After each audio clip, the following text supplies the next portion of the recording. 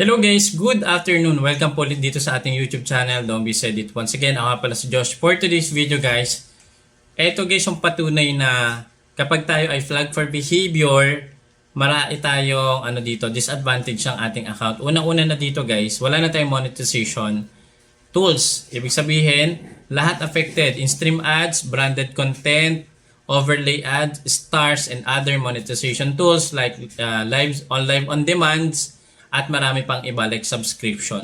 So ito yung pinaka-worst, pinaka-malala na violation na pwede natin ma-receive. Kasi dalawa yung na-receive natin dito. Una-una na yung partner monetization and then yung pangalawa content monetization. So dito kapag ito sabay na na-detect ng AI or ni Meta sa inyong account, automatic yan guys, freeze yung monetization natin. And yung pinaka-worst dyan, may papakita ko sa inyo guys, grabe. Almost 3,000 o more than 3,000 US dollars ay hindi niya makukuha dahil sa flag for behavior. Ano nga ba yung flag for behavior? So pag-usapan natin ito. Unang-una na dito guys, naging talamak itong flag for behavior. Usually pero isang factor lang ito. Marami pa tayong pinagbabasehan kung bakit nga ba naging flag for behavior yung kanyang account. Nung month ng February, March, nagsulputan na kaagad yung mga creator na inabuso yung monetization features ni Meta or ni Facebook. Nag-create sila ng mga groups wherein ang ginagawa nila click to click.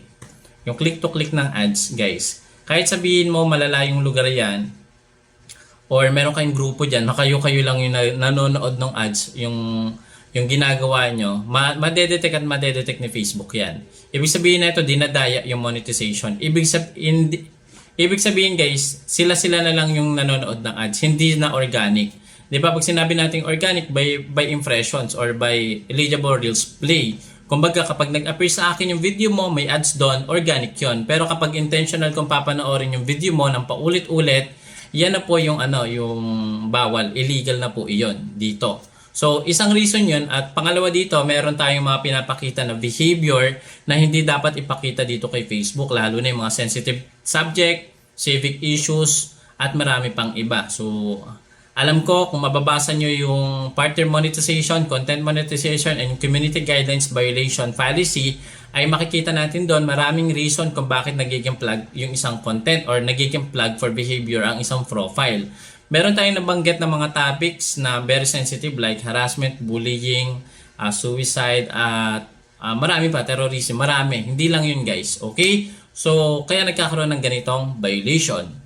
And yung pinaka-worst na malala kapag meron ka nito, papakita ko sa inyo guys, pahapyaw lang guys, no? Pero nakakalungkot, eto guys, oh. Ayan.